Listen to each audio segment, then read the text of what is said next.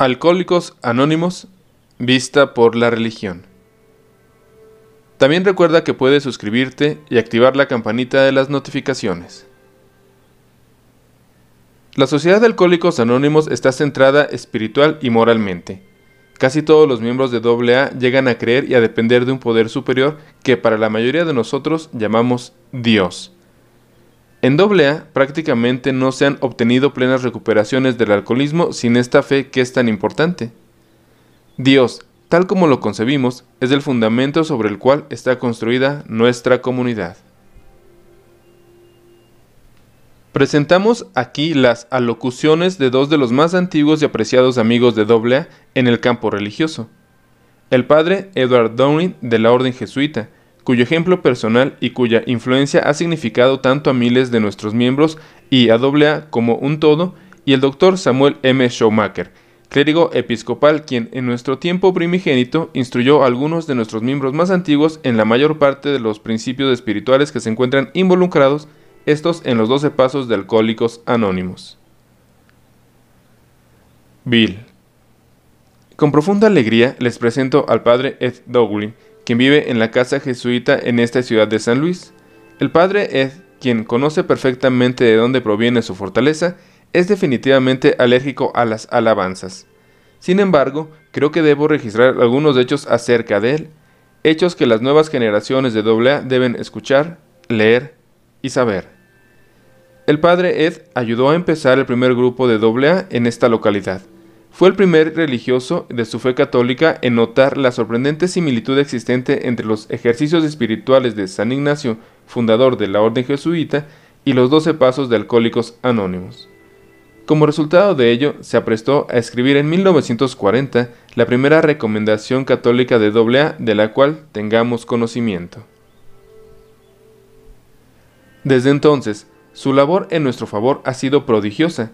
No solo se ha escuchado sus recomendaciones a través de todo el mundo, sino que se ha dedicado su trabajo para AA a los viajeros de AA y las reuniones de AA.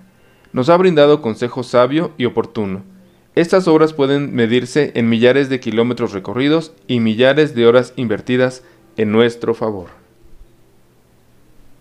De todas las personas que yo conozco, nuestro amigo, el padre Ed, es la única de la cual nunca he escuchado una palabra de resentimiento o una simple crítica. Para mí ha sido continuamente un amigo, consejero, ejemplo formidable y fuente de gran inspiración hasta el punto que yo mismo no alcanzo a describir. El padre Ed está hecho de la madera de los santos, y aquí está con ustedes. Padre Dowling.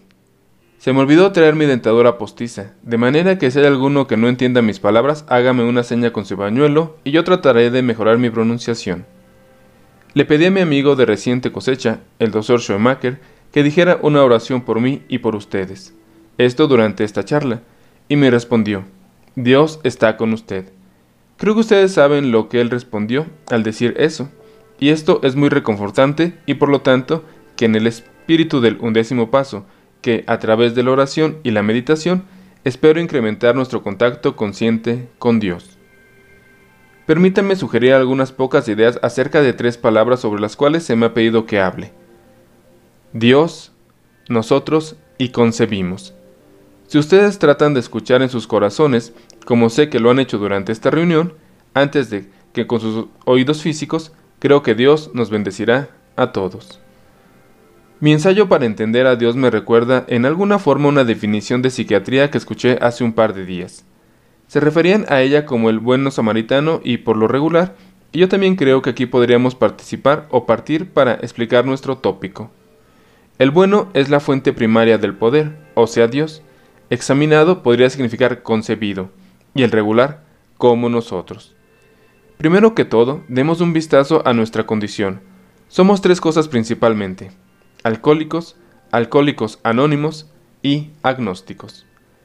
Alcohólico significa para mí que tenemos una tremenda tendencia al temor, lo cual es un principio de sabiduría. Tenemos una tremenda tendencia hacia la vergüenza, lo cual es lo más aproximado que existe a la inocencia. Uno de los primeros miembros de los grupos irlandeses refiere frecuentemente una cita de un autor cuyo nombre se me escapa, y que decía: el alcohol ha hecho más que Milton para organizar los cambios de Dios para el hombre.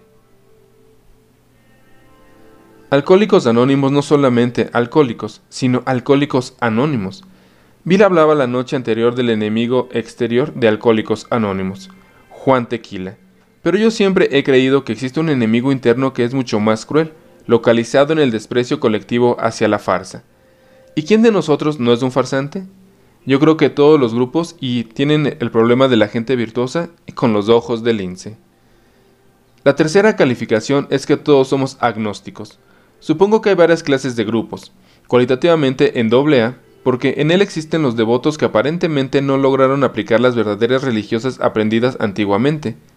Ellos son agnósticos en cuanto a la aplicación.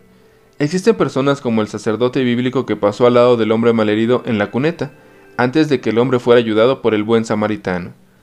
Un buen amigo sacerdote dice: yo creo sinceramente que lo primero que vamos a decir cuando lleguemos al cielo es: Dios mío, todo esto era verdad. Yo creo que todos nosotros fallamos en algunos aspectos en la aplicación de nuestras creencias. Y por último están los agnósticos sinceros de 10 y 8 quilates, estos que tienen realmente dificultades con los temas espirituales. La siguiente palabra es concebir. A medida que nos movemos de una oscura y confusa idea de Dios a una concepción más clara y precisa, debemos darnos cuenta de que nuestra idea de Dios siempre será insuficiente, siempre será insatisfactoria. Porque comprender y concebir a Dios es igualarse a Dios, pero nuestra comprensión crecerá. Estoy seguro de que Bill, sentado en esa silla, y el Dr. Bob, cuyo ángel está probablemente sentado en aquella silla vacía colocada como al azar, ambos están creciendo en el conocimiento de Dios.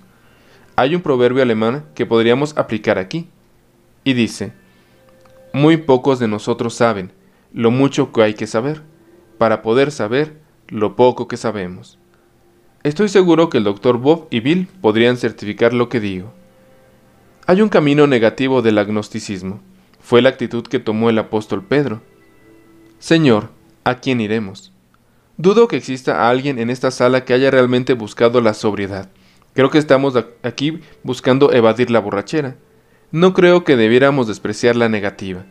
Tengo la sensación de que si alguna vez logro llegar al cielo, será huyendo del infierno. En este punto, el cielo parece tan aburrido como la sobriedad le parece a un alcohólico estos 10 minutos antes de dejar de beber. Sin embargo, existen actitudes positivas, y el paso 12 menciona una de ellas: la experiencia. Todavía me duele que los antiguos miembros hayan eliminado la palabra experiencia para cambiarla por despertar. La experiencia es uno de los caminos y se menciona en el paso 12 y en el segundo. Ahora bien, la experiencia puede ser de dos clases. Una de ellas es repentina y positiva, como la experiencia de Bill y como la historia que cuenta Graveville de aquella noche en Navidad en Chicago.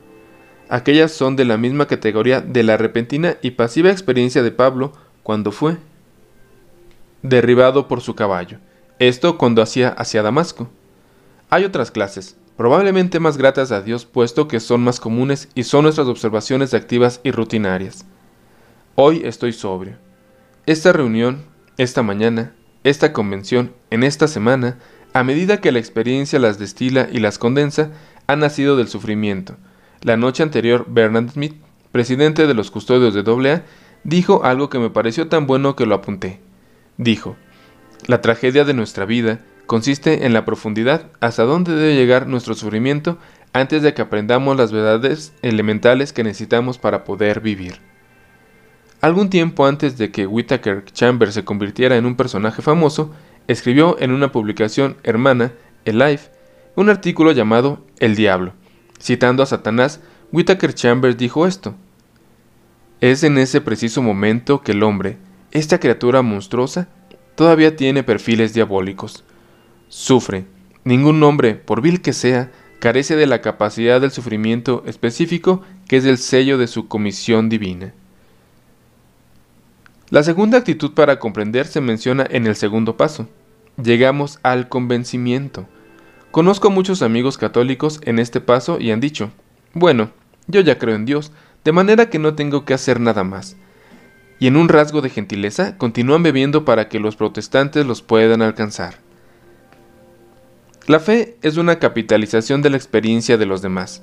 Bienaventurados sean los perezosos, porque ellos encontrarán formas más fáciles de hacer las cosas. ¿El mundo puede ahora capitalizar la experiencia de 2 décadas de AA?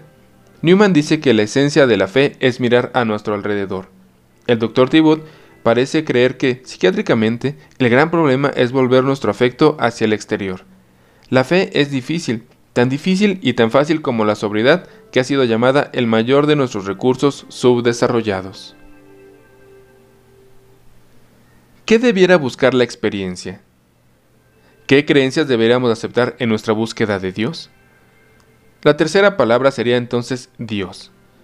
Bill escribió hace tiempo una carta que yo conservo, en la cual decía: ¿hasta dónde puede buscar el alcohólico su dependencia de Dios? Es un asunto que no corresponde a definir a Alcohólicos Anónimos. Si el alcohólico está en una religión, si está en esta o aquella religión, no nos concierne. De hecho, él implicaba con esta frase: yo no creo que esto le concierna a ninguno de los miembros, esto es asunto de Dios. Y el asunto que concierne a AA se marca en el 11º paso: buscar a través de la meditación y la oración cuál es la voluntad de Dios y buscar la fortaleza para llevarla a cabo.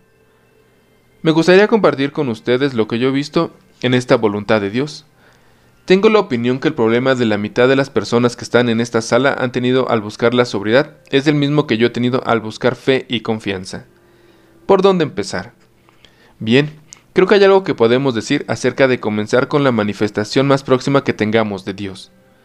¿Y dónde está Dios más cercano a mí? Francis Thompson lo contesta en su poema: en ninguna tierra extraña.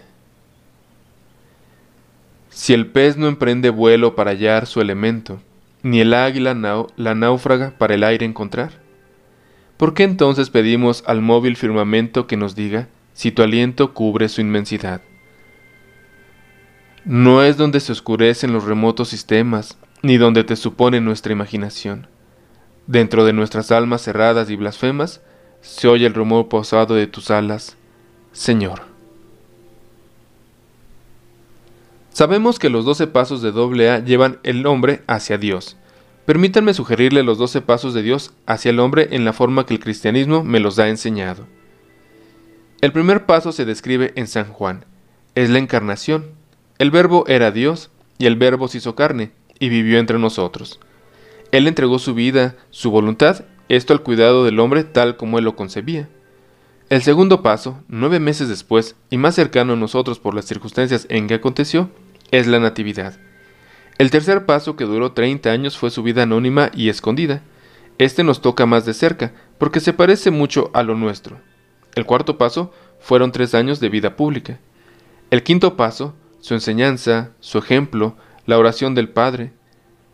También el sexto paso sería el sufrimiento físico, que incluyó la sed en el Calvario. El siguiente paso, el sufrimiento espiritual en Getsemaní, con el que se nos aproxima mucho más. El alcohólico conoce muy bien, así como él conoció la humillación, el temor, la soledad, el abatimiento y el vacío. Finalmente, la muerte. Otro paso cercano a nosotros, y creo que el pasaje donde Dios yacente descansa sobre el regazo de una madre humana está esto en lo más cercano posible al punto más bajo que una divinidad pueda llegar, y la mayor altura que la humanidad pueda alcanzar. A través de las edades, Él se nos acerca como cabeza de una especie de cristianos anónimos, un cuerpo místico reunido alrededor de sus enseñanzas. Lo que hagas al último de los míos, lo harás por mi causa. Puedo satisfacer lo que se desee por los sufrimientos de Cristo. Estuve en la cárcel y me visitaste. Estuve enfermo y tuve hambre y me diste de comer. El siguiente paso es la iglesia cristiana, la cual yo creo que está Cristo entre nosotros. Muchas personas sinceras dicen: me gusta el cristianismo, pero no me gusta la iglesia. Yo puedo entender esto, lo comprendo mejor que ustedes porque estoy metido en la iglesia y la beatería me cansa. Pero realmente eso suena un poco a decir: me gusta el agua potable, pero detesto la plomería. Ahora bien, ¿a quién le gusta la plomería? Ustedes tienen gente a la cual le gusta la sobriedad, pero no aceptan a AA. Viene luego el 11º paso, que son los varios conductos o sacramentos para la ayuda de Dios. Y el 12º paso, para mí, es el gran conducto o sacramento de la comunión. El verbo fue que Dios se hizo carne y se convirtió en nuestra comida, tan cercana a nosotros como el jugo de frutas o la tostada o el café que tuvimos hace una hora. Todos conocemos la historia del alcohólico que huye de Dios y luego lo busca de nuevo. Señor, concédeme sobriedad, pero todavía no. Señor, yo creo, o ayuda a mi incredulidad. Supongo que no existe AA en este salón que no se preocupe sobre alguno de los 12 pasos.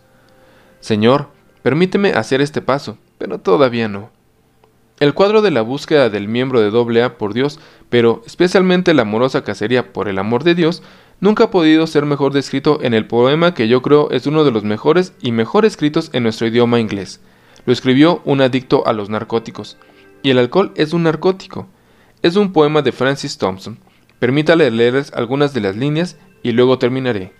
Se llama Obsesión Celestial. Lo abandoné en la noche y en el día. Lo abandoné en el acto o en el arco de los años. Lo abandoné en el ciego laberinto. Esto de mi propia memoria, y en miedo de las lágrimas y detrás de las risas me escondía. Esperanzas fugaces vislumbré de lo alto, pero rápidamente me vi precipitado a las sombras siniestras, a las profundidades abismales, para huir de esos pies que todas mis jornadas perseguían. Y aquí su descripción de Dios. Pero en persecución lenta y tranquila, con un paso imperturbable, majestuoso, caminaban los pies, siempre constantes, y una voz más constante todavía que los serenos pies me repetía: todo a ti te traiciona, porque me traicionaste. De aquí pasaré a... Nada quiere albergarte, porque tú no me albergas. Todo de ti se evade, porque tú no me llevas. Y la descripción de nuestra vida. En la loca aventura de juveniles fuerzas sacudí las columnas de mis horas más bellas y entre mi propia vida me sepulté. Sangrante y mancillado, emerjo de las ruinas de mis años perdidos, en los escombros yace mi juventud doliente, y mis días crujientes, en humo evaporados, se esparcen y se rompen como el sol en un río. La incesante búsqueda se aproxima al final. Esa voz me rodea como un mar tempestuoso. Y la voz dice en conclusión: ¿está la piedra acaso fragmentada sin piedra sobre piedra destrozada? Todas las cosas huyen de tu alcance porque de mí te fuiste. Vil quimera, acción inútil, vana, lastimera. No encontrarás quien quiera prodigarte un amor que mitigue tus faenas. El vacío será tu recompensa. Para lograr amor es necesario algo que tú nos has hecho, merecerlo. Barro humano, de todo lo creado, la más fútil arcilla, ¿no sabías que no has ganado méritos eternos? ¿De quién esperas amor sincero? Solo de mí, tan solo yo lo entrego. Y lo siguiente que nos trae consuelo. Todo te lo quité, no para herirte, sino porque en mis brazos lo buscaras. Todo lo que creíste perdido entre tus sueños infantiles, lo tengo en mis moradas. Levántate, mi mano te sostiene. Ven a mi casa. Y la respuesta del alcohólico y del no alcohólico es: a mi lado resuena su pisada. ¿Es acaso mi sombra, la sombra de su mano protectora que se extiende cuidando mi jornada? Y la respuesta de Dios es: ven, tú el más amado, el más débil, el más acongojado, y no busques más. Yo soy el que buscabas. Muchas gracias. Bill. Sentado a continuación del padre Edward está otro hombre a quien me gustaría parecerme. He estado preguntándome cuántas horas suman las que se ha gastado criticando a los hombres de la religión, entre todas las personas que estamos en este salón, incluyéndome yo mismo. Y sin embargo, ellos nos han enseñado todo lo que sabemos acerca de lo espiritual. A través de Sam Schumacher nos fue revelada la mayor parte de los principios espirituales de AA. Él fue el eslabón que permitió la conexión faltante. Todo lo que Evie aprendió de Sam y luego me lo transmitió es la conexión entre Sam. Y recuerdo bien el primer día que lo conocí. Fue en un servicio dominical en su iglesia. Todavía yo era tímido y desconfiado acerca de las religiones. Todavía lo recuerdo de pie ante el público. Su cristalina honestidad, su tremenda veracidad y sinceridad me impresionaron. Nunca podré olvidar ese momento. Deseo presentarles a Sam como uno de los grandes conductos, una de las fuentes primordiales de influencia que han logrado agruparnos en esto que hoy es AA, y aquí está con nosotros. Dr. Samuel Schumacher, Dios los bendiga.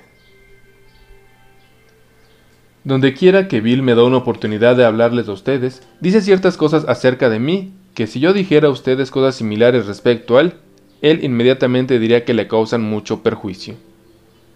El resto de nosotros sufre del egoísmo tanto como cualquier alcohólico, y es muy vano para nosotros también el ser ensalzados en esa forma. Yo me sentí muy alabado el otro día, cuando llegué aquí y una muchacha a quien no conocía me dijo, ¿es usted alcohólico? Yo le dije, no. Entonces ella me contestó, bueno, usted habla como si lo fuera. Ahora bien, quiero que conste que siempre he creído que Bill me ha dado mucho más crédito del que merezco por haber tenido que ver en la iniciación de este sorprendente acontecimiento. Pero las percepciones de Bill son muy profundas, y como hemos notado en muchas de las reuniones en las cuales nos ha dirigido la palabra, su memoria es muy aguda. Por consiguiente, acepto alegremente esta referencia que me ha puesto que una de las cosas más felices de toda mi vida, y que he sido tan feliz, consiste en la asociación que he tenido con la gente de AA, y estoy profundamente agradecido por el privilegio de estar aquí con ustedes para estar en esta importante ocasión. El otoño pasado, en su comida del 20º aniversario, escuché por primera vez la historia que contó Bill acerca de las diversas fibras que, al ser anudadas, formaron el fuerte cable de AA. Ahora sabemos que lo primero que logró entrar en su mente, que ofreciera alguna esperanza real, era el de conversar con algunos hombres, en los cuales existía el principio de una experiencia religiosa real. Uno de ellos está aquí con nosotros. Ellos habían empezado a encontrar este camino a través de los antiguos preceptos de los grupos Oxford en sus días iniciales, y según creo, mejores. La mayor parte de su trabajo se centralizó en aquella época en mi antigua parroquia del Calvario en Gramercy Park de Nueva York. Desde muy temprano en la vida de AA se hizo muy claro que la simple declaración del Dr. Jung de que la ciencia no encontraba respuesta, esto a la ayuda incalculable del Dr. Silver en el campo de la medicina y la gran sabiduría de William James en sus variedades de la experiencia religiosa, faltaba por añadir la necesidad de un factor espiritual que pudiera crear una especie de dinámica positiva. El problema consistía en traducir la experiencia espiritual en términos universales, sin que se evaporara en meros ideales y generalidades. Por ello, inmediatamente después del primer paso, que se refería a la condición ingobernable de la vida, vino el segundo paso, que dice, llegamos al convencimiento de que un poder superior a nosotros mismos podría devolvernos el sano juicio. La base de aquella creencia no era teórica, era una creencia probada. Frente a nosotros había gentes en cuyas vidas se mostraban los principios de una transformación espiritual. Se podía cuestionar la interpretación de la experiencia, pero no se podía dudar de la experiencia misma. En el tercero y cuarto capítulos de los Hechos de los Apóstoles se encuentra la historia de la curación de un inválido por Pedro y Juan. Muchos sacerdotes quisieron saber cómo lo habían logrado. Los apóstoles le dijeron que esta curación se había logrado por el nombre de Cristo, y la Biblia dice, y viendo presente al lado de ellos al hombre curado, no sabían qué replicar. Ahora bien, se puede discutir una teoría acerca de una experiencia, pero hay que reconocer la experiencia misma. AA ha sido sumamente sabio, creo yo, al enfatizar la realidad de la experiencia y al reconocer que no proviene de un poder, más bien, que proviene de un poder superior al humano, dejando la interpretación en este punto. Hubiera sido muy fácil el haberse involucrado en términos teológicos. Aquí una prueba del poder espiritual, entonces, y definamos ese poder, pero con ello se hubieran presentado varias posibilidades y posibles dificultades. Si Alcohólicos Anónimos hubiera añadido más, algunas personas hubieran deseado que se hubiera ido más allá para definir a Dios en una forma aceptable para todos. Solo hubieran sido necesarios 2 o 3 grupos, estos como algunos de estos, contrarios unos a otros, también para destruir toda esta comunidad.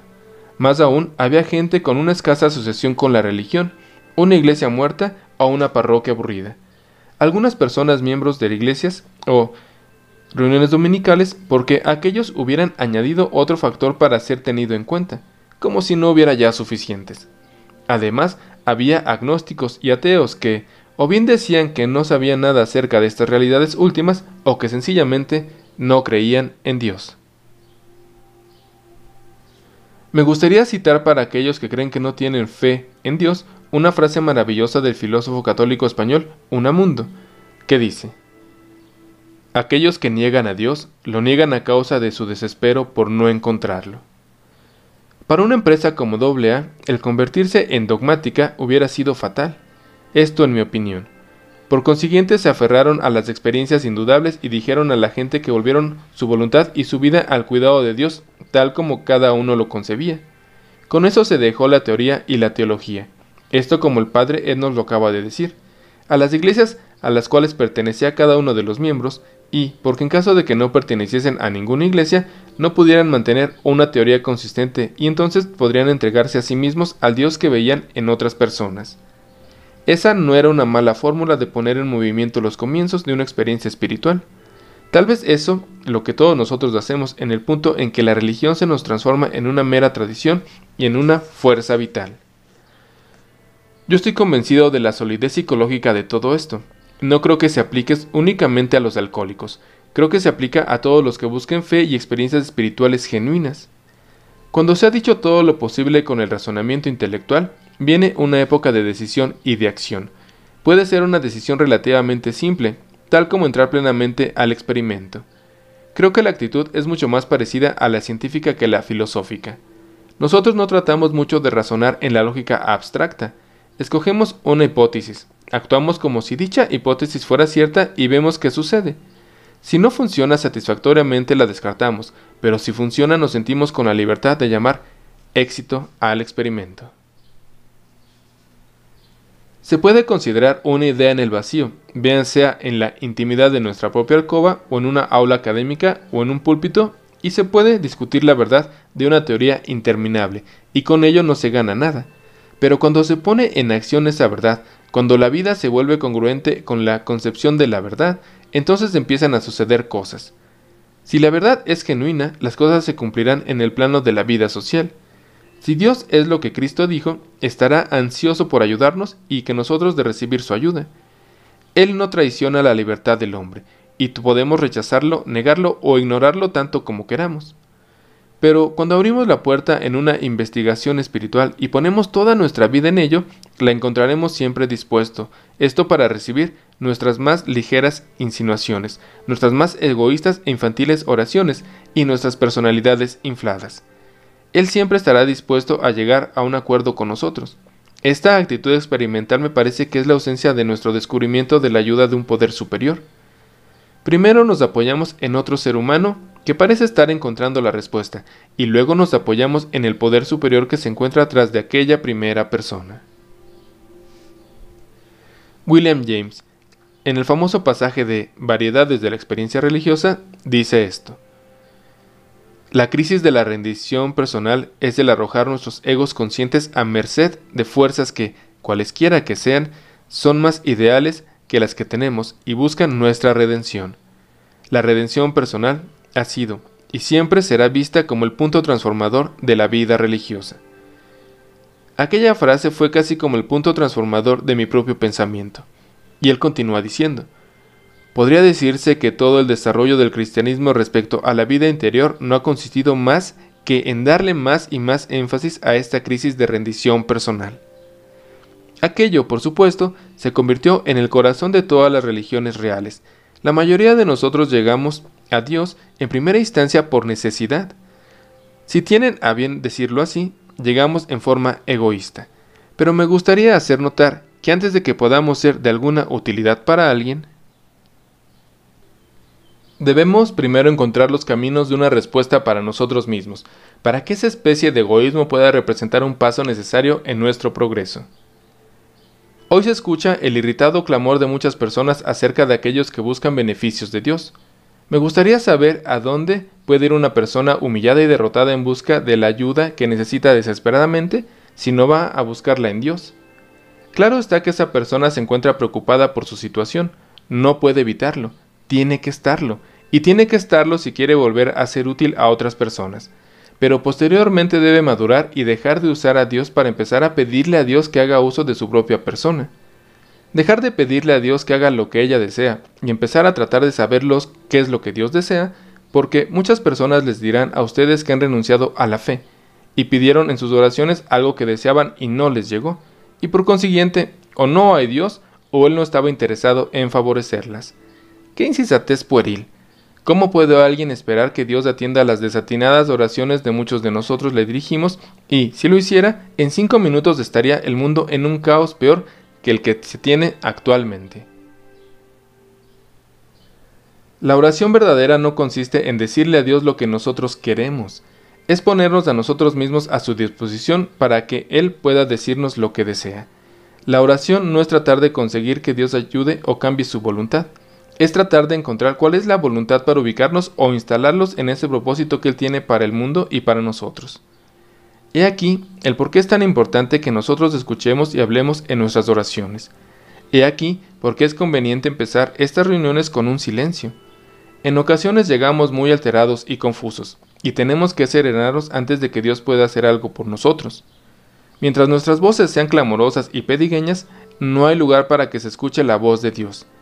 La mayor parte de nosotros, los no alcohólicos, nos emborrachamos por nuestra intemperancia de querer que la vida se desarrolle conforme a nuestros propios términos, y esto es tan neurótico como la mayor de las neurosis que existen. Todos los que se alejen de Dios y traten de hacer su propia voluntad, desafiando a Dios, están medio locos. Solo cuando nuestras voces clamorosas y pedigueñas se aquietan, empezamos a escuchar la voz de Dios. Cuando dejamos que nuestras voluntades se enfríen, Dios puede hacernos llegar su voluntad hasta donde necesitemos para ver nuestro camino. Dante lo expresó así: en su voluntad se encuentra nuestra paz. Hay mucha gente a la cual no satisface la debilidad implícita en la palabra rendición. Me sentí muy agradecido de escuchar al Dr. Thibaut usar esa palabra. La gente prefiere pensar que tiene un carácter fuerte y que puede afrontar el destino. Ese es un pensamiento siempre ficticio. Todos en este mundo tenemos alguna debilidad, y si no lo consideramos así, entonces el orgullo es esa debilidad, la mayor debilidad de todas. La gente puede pensar que ha vencido o que nunca se ha dejado vencer de pecados infames, pero ¿quién de nosotros puede evitar el egoísmo, la tendencia a que todo gira a nuestro alrededor, el amor a la adulación, el poder y el orgullo? Creo que un hombre cuyos problemas son de tal índole que lo conducen a serios problemas es muy afortunado, puesto que tiene que hacer algo para solucionarlos. La intemperancia, el orgullo, la pereza, el resentimiento, la irritabilidad, la indiferencia, esto los problemas humanos y una sensación de pequeñez ante Dios, que es lo peor que nos puede suceder en un día en que estamos programados para ser grandes, y todas aquellas cosas que nos conducen a los no alcohólicos a muchas dificultades que son tan malas como las que llevamos a ustedes a los alcohólicos a tener sus problemas, y se puede decir que nadie es fuerte, y quien crea que es fuerte está solamente autoengañándose. Actuamos como si el carácter y una conducta razonable buena fueran la finalidad de toda existencia. Las verdaderas preguntas en la vida que subrayan estos temas de conducta son definitivamente de naturaleza religiosa. Y solo tienen una respuesta religiosa, respuesta que proviene de Dios. ¿De dónde vive? ¿Qué se supone que yo haga en este mundo? ¿Y dónde iré cuando muera? Estas son preguntas que, al no ser contestadas, nos dejan sin dirección, sin anclaje, sin valores. La ciencia no tiene ninguna respuesta a estas preguntas, y la filosofía solo las tiene respuestas más o menos aproximadas que pueden proporcionar una imaginación humana. La fe religiosa es la única antorcha en la oscuridad del hombre por el misterio de la vida. Si Cristo descendió del cielo para representar a Dios y hablar por él, tenemos una respuesta, porque las menores revelaciones a los profetas y videntes son de la misma naturaleza, aunque no de la misma autoridad. Pero todos los hombres verdaderamente sabios empiezan con el reconocimiento de su limitación, su oscuridad y sus necesidades. Cuando nos encaminamos a Dios, cualquiera que sea el nombre con el que lo distinguimos, o mejor, cuando le permitimos entrar a nosotros, entonces empezamos a encontrar la luz y la respuesta. Yo creo que la mayor necesidad de nuestro tiempo es un despertar espiritual vasto y de alcance universal. Hay muchas señales que se encuentran próximo, Y el hombre occidental lo está adquiriendo gradualmente a través de la idea que la mayor de todas las bendiciones humanas, que es la bendición de la libertad, se debe a Dios y a la religión. Cuando Benjamin Franklin estaba en París a finales del siglo XVIII, llevó a su hijo a visitar a Voltaire. Cuando se estaban despidiendo, le pidió a Voltaire que diera la bendición al niño. Se me ocurre que había hombres más indicados que Voltaire para extender esa bendición, pero eso fue lo que hizo Franklin. Voltaire puso sus manos sobre la cabeza del niño y dijo: Dios y libertad, hijo mío. Recuerda estas palabras. Estas palabras son correlativas. Existe una condición indisoluble entre las dos.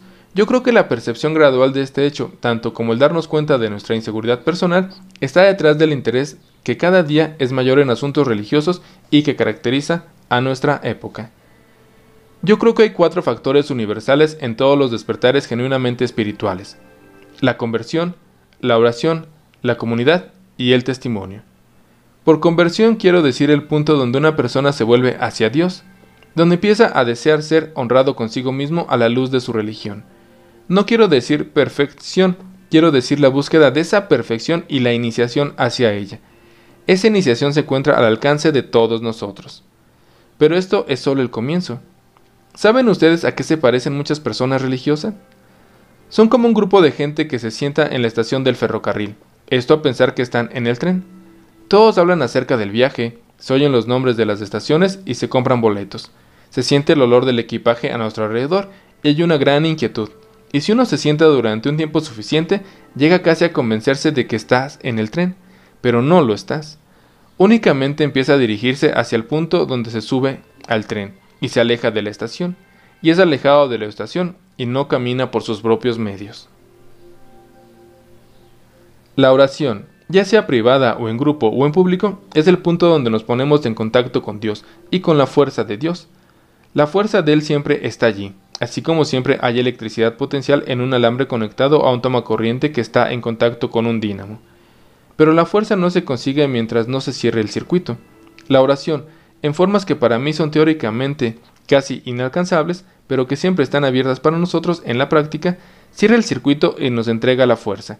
No es tanto que nosotros consigamos lo que queremos, sino que sabemos lo que debemos hacer. El despertar siempre incluye el descubrimiento de la fuerza que existe en la oración. Es raro que nosotros nunca podamos lograr esto por nosotros mismos. Desde el principio, Cristo atrajo a su alrededor a una compañía para unirse a Él. Era necesario unirse a esa campaña. La iglesia siempre ha sido una compañía de pecadores. No se trata de las mejores personas de la comunidad que se reúnen para darle felicitaciones mutuas. Es gente que sabe que tiene una gran necesidad y que se reúne para encontrar conjuntamente una respuesta a sus preocupaciones hacia Dios y hacia sus semejantes. La iglesia no es un museo, sino un hospital. Es por ello que todos podemos y debiéramos pertenecer a ella. 2 viejos paganos se encontraron en una ocasión en una iglesia episcopal, justo a tiempo para oír al ministro que estaba predicando. Hemos dejado de hacer aquellas cosas que deberíamos de hacer, y hemos hecho las cosas que no deberíamos haber hecho, y por ello no tenemos salud. Los paganos dijeron: estamos en el lugar preciso.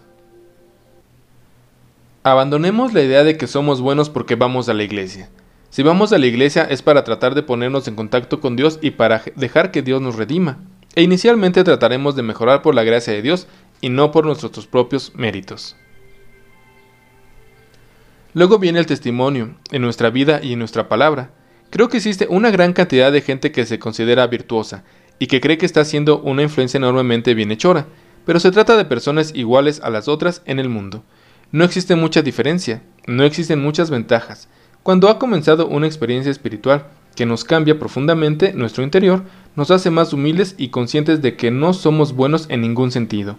Entonces es cuando la gente empieza a volverse interesante. Se preguntan qué le sucedió y empiezan a hacerse preguntas. Y es esta la ocasión para dar testimonio de las palabras. No predicamos a otras personas, no las miramos como inferiores. Dios sabe que no nos señalamos como ejemplos, sino que compartimos los comienzos de una victoria. Todo creyente real comparte el trabajo del 12º paso. Todo creyente real desea que su creencia sea transmitida a otras personas, y se tomará el trabajo de tratar de aprender a hacerlo por medio de su vida y de su palabra. Para mí AA es uno de los grandes signos de despertar espiritual. esto en nuestro tiempo. Es de naturaleza experimental y no dogmática, pero nadie puede dudar de que ha sido Dios quien ha logrado que Alcohólicos Anónimos sea lo que hoy es. Que es Dios quien la inspira, quien lo mantiene funcionando, quien proporciona ese espíritu perfectamente pero absolutamente identificable que hemos sentido una y otra vez desde cuando estamos aquí en San Luis. Me siento agradecido de que la Iglesia se haya asociado tan ampliamente con AA, porque creo que las gentes de AA necesitan la Iglesia para su estabilización y crecimiento personal, pero también porque creo que la Iglesia necesita a AA, esto como una manifestación continua para una mayor vitalidad, esperanza y fortaleza. Ambos deben complementarse y suplementarse. Yo creo que Alcohólicos Anónimos continuará sirviendo a los hombres y mujeres durante tanto tiempo como sea necesario. Esto si permanecen abierta a la inspiración de Dios, abierta para que unos y otros formen su comunidad y estén abiertos para brindar servicio al mundo exterior. Creo que AA ha obrado sabiamente al confirmar su actividad organizada hacia los alcohólicos, pero espero y creo firmemente de que veremos reflejado un amplio efecto de Alcohólicos Anónimos sobre la medicina, sobre la psiquiatría, la corrección, la educación, la problemática siempre presente de la naturaleza humana y los métodos de que nos valgamos para mejorarlas, así como influirá grandemente en la Iglesia misma. Creo que AA ha derivado su inspiración y su ímpetu indirectamente de las actitudes internas y creencias de la Iglesia. Tal vez haya advenido la época en que la Iglesia se despierte y vitalice por las actitudes y prácticas que se encuentran en AA. No conozco ningún campo del devenir humano en el cual los 12 pasos no sean útiles y aplicables. Creo que AA puede tener un efecto mucho mayor en el mundo actual que el que ya haya tenido, y puede contribuir grandemente al despertar espiritual que se siente llegar, pero que todavía no se ha hecho presente porque el mundo de nuestra época no se siente bien. Por eso, en esta ocasión, cuando AA voltea la página histórica, cuando el liderazgo recaerá en una compañía más amplia que en el pasado, demos gracias a Dios por su bondad para con nosotros, por la forma como nos ha guiado. También hemos prosperado, usado, enriquecido y desarrollado esta fuerza maravillosa de nuestro tiempo, y por todo la promesa que AA representa para incontables millares y tal vez millones de personas en el futuro. Dios bendiga a Alcohólicos Anónimos por siempre. Bill. Es un lugar común en Alcohólicos Anónimos el decir que nuestros líderes no gobiernan por mandato, sino que conducen por el ejemplo. Seguramente hemos sido conducidos esta mañana por un magnífico ejemplo, un ejemplo sin el cual esta sociedad nunca hubiera tenido existencia. Creo que sería muy pertinente para concluir esta sesión el recitar la oración de San Francisco, uno de los santos cuyo ejemplo es tan cercano y tan apreciado por todos nosotros. Señor, hazme instrumento de tu paz, para que allí donde haya odio pueda llevar amor, para que donde haya mal pueda llevar al espíritu del perdón, para que donde haya discordia pueda llevar la armonía, para que donde haya error pueda llevar la verdad, para que donde haya duda pueda llevar la fe, para que donde haya desconsuelo pueda llevar la esperanza, para que donde haya tinieblas pueda llevar la luz, para que donde haya tristeza pueda llevar alegría.